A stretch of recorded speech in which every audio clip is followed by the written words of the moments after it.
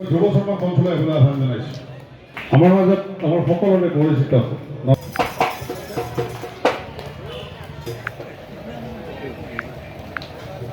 আমাৰ মাজত মই প্ৰথমতে আজিৰ এই অনুষ্ঠানত মঞ্চ উদ্বোধন কৰাৰ বাবে মই সন্মানীয় গণেশ তামুলীদেৱ সভাপতি মহোদয়,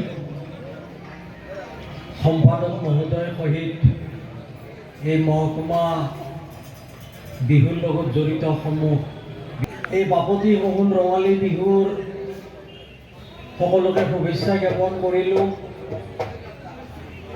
সকলোৱে ভালে ভালে থাকক, সমন্বয়ৰে বাচি থাকক, একতাৰে আগবাঢ়ি যাওক। বিহু মানেই হ'ল সমন্বয়। সেয়ে আমি সমন্বয় ৰক্ষা কৰিব লাগিব। অতীজৰে পৰা অসমত এই বিহুৰ প্ৰচলন হৈ আহি আছে। সঠিক ডেট যদিও ইয়াৰ পোৱা নাযায়।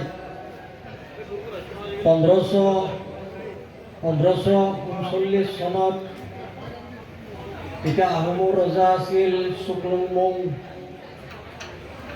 তেখেতে তেতিয়া লক্ষ্য কৰিছিল যে চ'ত মাহৰ শেষৰ ফালে কাম কৰা মানুহবিলাক নোহোৱা হৈ যায়। ক'ত যায় মানুহবিলাক?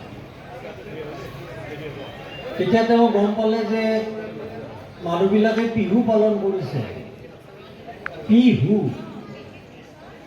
মানে হ'ল পাণ আৰু হু মানে হ'ল সুখ দুখৰ কথা বতৰা। আৰু এনেকৈ কৰি যেতিয়া তাৰ পিছত ৰজা ৰুদ্ৰসিংহ আহিল, তেওঁলোকে বিহুটোক এনেকুৱাকৈ স্থাপন কৰিলে যে তেতিয়াৰ পৰাই অসমত এই বিহুৰ প্ৰচলন হৈছে। বাকৰিত, ৰংঘৰৰ বাকৰিত বা পথাৰত সকলোৱে বিহু নৃত্য কৰে। আৰু মহিলাবিলাকে পথাৰত মনে মনে বিহু নৃত্য কৰে গছৰ তলত আৰু জেং পাতি থয়, মানে পুৰুষবিলাকে যাতে চাব নোৱাৰে। সেইকাৰণে ইয়াৰ নাম জেং বিহু। সকলোৱে মিলি এসাঁজ খাই লগ হয়, ডাঙৰজনক শ্ৰদ্ধা কৰে, ডাঙৰজনে সৰুজনক মৰম কৰে, গামোচা দিয়ে। এইটো এটা সমন্বয়, এটা মিলা প্ৰীতিৰ এটা অনুষ্ঠান। অসমৰ বাপতি শগুণ জাতীয় অনুষ্ঠান এই ৰঙালী বিহু।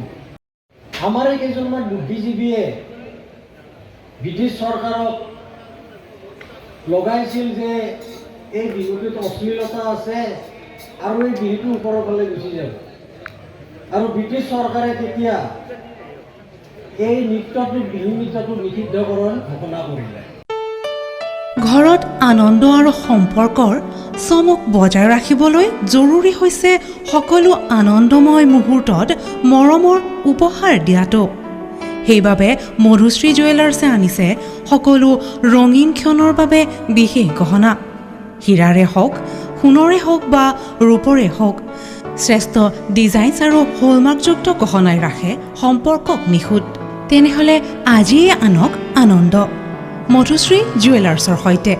যোগাযোগ কৰক 7028000341 নাইবা ভিজিট কৰক LNB ৰোড, নলবাৰী, অসম।